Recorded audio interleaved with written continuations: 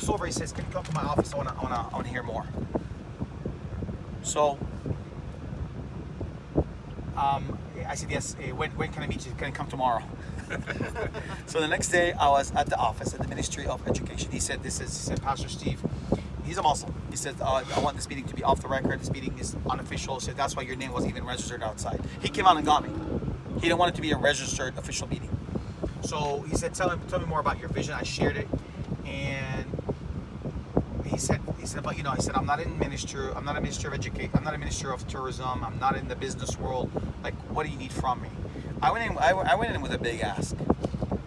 I said, my heart was ready to say, would you make it mandatory for every Palestinian student in the school system to come to the Nativity Encounter? Because it's in Arabic, English, and in the future other languages.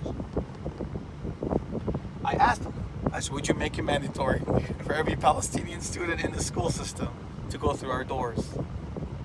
And I'm not thinking there's two options. He's going to kick me out, or he's going to love it, or I'll come a few miles underneath my goal, but I'll take it. So he starts, shaking his beard, thinking about what he's going to say. Because I'm thinking, oh boy, he's going to kick me out. He's going to kick me out.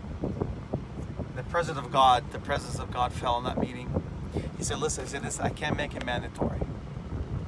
But I'll write a letter making it highly recommended for every Palestinian school kid in this area to come to your place. I almost wept, man. Now here's what broke my heart, in a good way. Here's what broke me emotionally. He leans over, he says, you have two problems. So I'm thinking, Lord, give me the right words to say, as we see in the Gospels, put the right words in my mouth. He said, Lord, give me the wisdom. What are your two problems? I asked him. This is his first problem. He said, but these kids are going to go through this encounter. He said, they're going to learn the exhibits. He said, I want our kids to be educated, the truth about Jesus. We don't use the word evangelism with them. He said, I want people to know the truth about what you believe. He said, I want us to have peaceful dialogue in the communities. He said, this is the birth city of Jesus, he said. We have to have respect. He said, but these kids are going to get hungry. After they do this encounter, they get hungry. Who's going to feed them? In my mind, I'm thinking, is this really like your worst? Because we're already feeding thousands every month anyways. I didn't tell him that. So I said, so you're concerned is they're going to go through the encounter, they're getting hungry, yeah, right? He said, yes. So I said, Mr. Ahmed, Mr. Ali is Ali. I said, Mr. Ali, when they go through the encounter, they'll sit in an auditorium which summarizes everything they've experienced.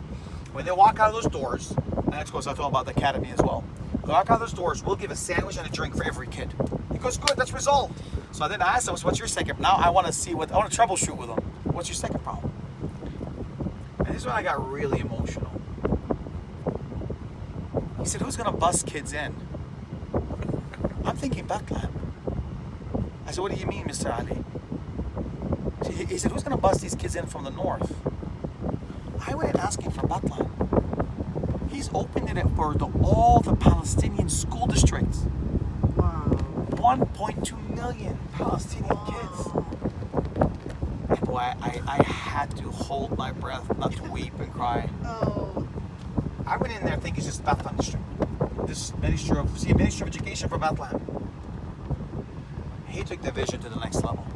Let me quickly show you this. It's 5:05. This is 5 minutes ahead, so you guys can quickly run to eat. But let me quickly show you this.